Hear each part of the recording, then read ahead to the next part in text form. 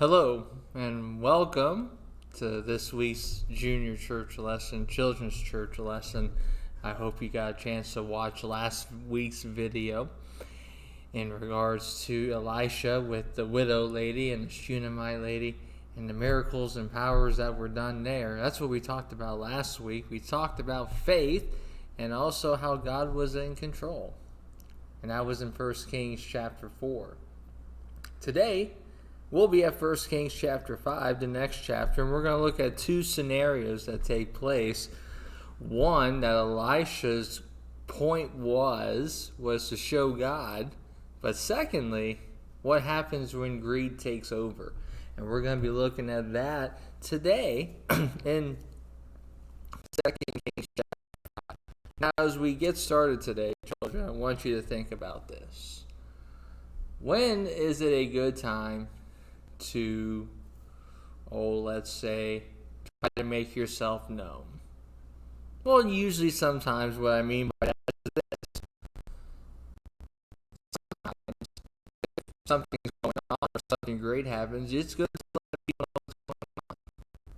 But sometimes there's also a time to allow God to take the victory. Allow God to show why. Like, for instance, what we're going through now. God's going to show us the way. We don't know how it's going to happen yet, but we do know that God's going to show us the way and how we're going to see this virus go away. It may not be soon, could be far. We don't know. But here's a man here who, in 2 Kings chapter 5, he had a disease of leprosy. Leprosy, who knows what it is? Think about it. Do you know what leprosy is? It's still around today, but it's not as common as you think it would be. It wasn't really common as much in the Bible. Actually, there is a couple of chapters in Leviticus and Deuteronomy that talk about what happens if a person has leprosy. They had to actually self-isolate. They had to actually get out of a city and go into what we would call a sanctuary city or a refuge city, basically a city of safety, and they had to basically quarantine or separate themselves for a couple of days. Not 14 that we're talking about today, but like 7 days or so.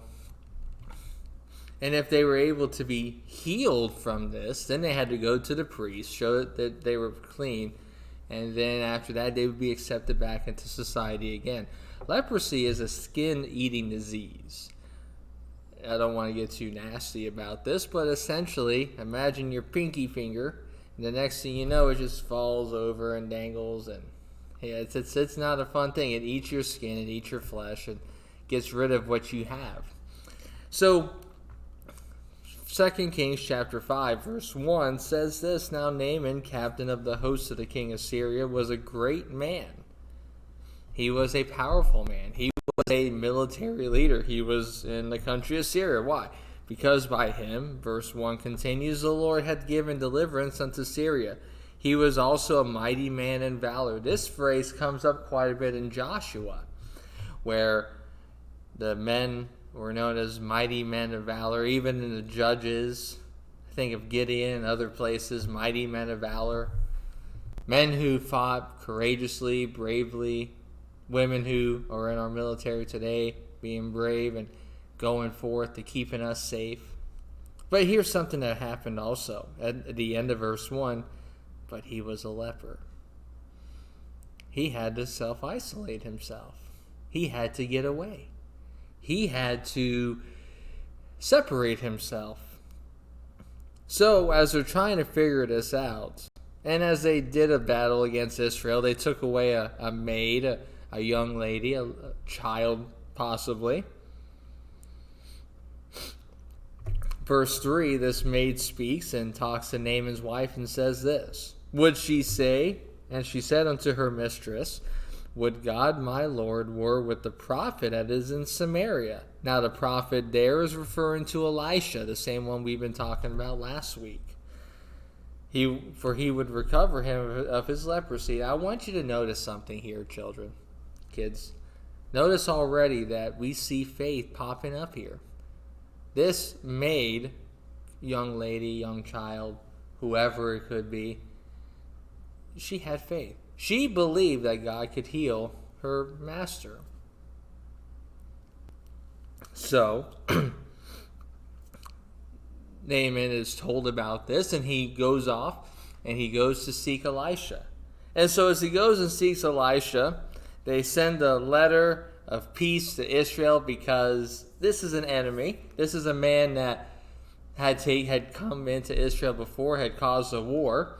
And they want to say, hey, my soldiers coming in for peace. I don't want nothing to go on. So they send all these gifts. They send 6,000 pieces of gold, 10 changes of raiment, 10 talents. But the king said, I don't want this to happen. He says in verse 7, am I God to kill and to make alive? Doth this man thus send to me to recover a man of his leprosy? He thought that Naaman was going to try to set up a conflict. Of course, again, if you remember, we've talked about this, that all the kings that were in Israel, which was the northern kingdom, none of them trusted God. None of them followed God. The southern kingdom, which was Judah and Benjamin, 8 of the 19 of those kings did. But all 21 the northern ones, and this was in that same lineage, they didn't trust God. More of the prophets, if you notice, in 1 Kings, 2 Kings, 1 Chronicles, 2 Chronicles, were trying to reach Israel. So he does this. Elijah hears about this, and Elisha says, This is not what you think. It really isn't. Why are you doing all these things? And he sends about that.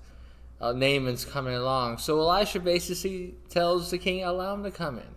So he comes in. He goes to Elisha's house, Naaman does. And verse number 10. And Elisha sent a messenger unto Naaman, saying, go and wash in Jordan 7 times. Now that's pretty simple. That's a pretty good cure, don't you think? Could you imagine if what's going on today, if there's just something as simple as go clean yourself, go wash yourself 7 times? I mean, you could have one or two reactions. You'd be like, hey, let's go do this. This is a proven way. Or you could be what Naaman does and says this, verse 11. But Naaman was wroth. He was angry. He was fuming. If you could ever picture, now you can't do this in real life, but think of cartoons where when someone's really angry, fire comes out here, and they get ready to, they're just so upset that that's going on. Naaman was wroth and went away. He's like, man, why do I got to do that? Jordan's river's dirty. What about our rivers in Damascus and Parfar? Those are much cleaner. I don't want to go into a dirty river and clean myself. Now, again, he had a disease that was life-threatening. He had leprosy. So one of his servants basically gave him a wake-up call and said, hey, if he did something more, if he told you had to go climb a mountain, or if he told you to do something really great to get this leprosy gone, would you have done it? If he told you to pay this much money, or he told you to go do this great deed, would you have done it? Naaman thinks to himself, yeah, I think so. I think I would have. And so his servant says, I don't want to intrude upon my role, but I don't want to overstep you, but he just asked you for something simple. He just said, go wash yourself, go clean yourself 7 times. Simple. Makes me think, boys and girls, sometimes the simple things we easily pass up. What I mean by that is this. When something asks us to do something, asks for us to do something, we tend to try to go all these extremes and try to find out all these different scenarios to get this done. And the answer is just right there, something very simple. I mean, for instance, cleaning your house. You could do it one of 2 ways. You could do it where you take all your clothes and you shove it under your bed and make it look like it's clean. Or you can take your clothes, fold them nicely and neatly, put them into their proper spaces in their drawers, shirts with shirts, pants with pants, skirts with skirts, socks with socks, underwear with underwear, boxers with boxers, etc., etc. The easy way would be, just shove it under the bed and the parents will know about it. Until the parents look under their bed and then you have to crawl under there. I'll tell you this, one day we cleaned our room. It was that second way. The first way where we shoved everything under, well, this brother did anyway. I'm going to point him out. So he didn't want to go under the bed. He thought it was scary. It was. I go under there instead. As I go under there, because of all the food and crumbs that are under there, he had these little insects, roaches, that come crawling on out, and it's like, what's going on here? It wasn't as pleasant. And not only did I not do the job completely, I didn't do it right, and then I had to clean it again. This is what this servant is telling Naaman. Either you can shove all your bed and to make your room clean, but then when it's time to clean under your bed, you're going to have to do it again, or you can do it the first time and do it correctly and do it the right way. So he finally does do that. He goes back and he washes himself at verse 14, dips himself 7 times, and sure enough, he was healed. He was healed.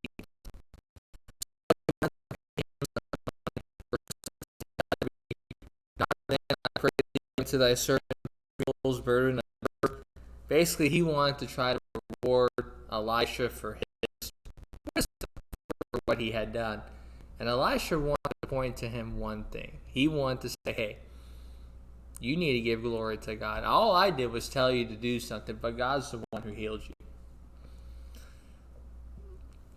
God gave me the wisdom to show to you what you need to do to get yourself clean and to get yourself right. Now, the story could have ended there. It easily could have. But remember last week we talked about Gehazi and we told you to keep a remembrance of his name? Well, he's going to pop up again, verse 21.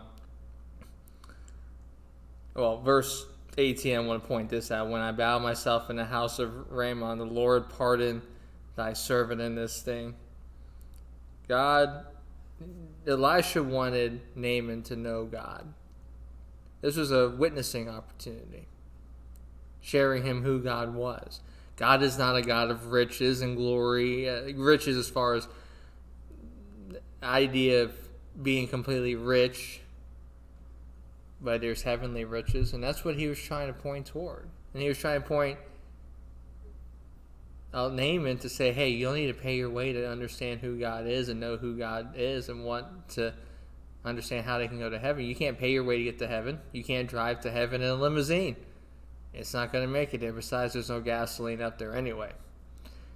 But Gehazi, he says, he spared him. Gehazi looked at the here and now. He said, I should have asked he should have gotten him something. I mean, that's some good word. So he goes and chases after him. Verse 20. The end of that verse. But as the Lord liveth, I will run after him and take somewhat of him. He wanted to go there spiritually. He said, hey, Naaman, my servant Elisha, he didn't even mention Elisha at all. He says, all is well, verse 22, my master has sent me. He did mention him. Now, first of all, did Elisha send Gehazi? No. He did not. So what do we see here? A lie. You know, lying is a bad thing. I have a personal vendetta of when people lied toward me. I don't take it well. It's a pet peeve of mine. I make sure that I never lie because I know if I'm bothered by it, I know someone else is. Do you like it when someone lies to you? No. So, he says, my master sent me. He never sent him. But here's what he says. Behold, even now there be come unto me from Mount Ephraim two young men of the prophets, 2 young men of the sons of the prophets. Give them, I pray thee, a talent of silver and 2 changes of garments. Naaman said, be content, and he gave him that. But you know what? He never even met those guys. There was none of those guys behind him. At verse 24, he came to the tower and took them from their hand and bestowed them in the house, and he let the men go, and they departed. But when he went in, stood before his master, verse 25, and Elisha said unto him, Whence comest thou, Gehazi? Not only has he lied twice, he's about to lie a third time. Verse 25 continues, and he said, Thy servant went no whither. He said, I didn't go anywhere. You know, when our mind is stuck on material things, when our mind's stuck on this is what I have to do, and I got to find every shortcut to get there, it's not going to end well. Did Gehazi go somewhere? Absolutely.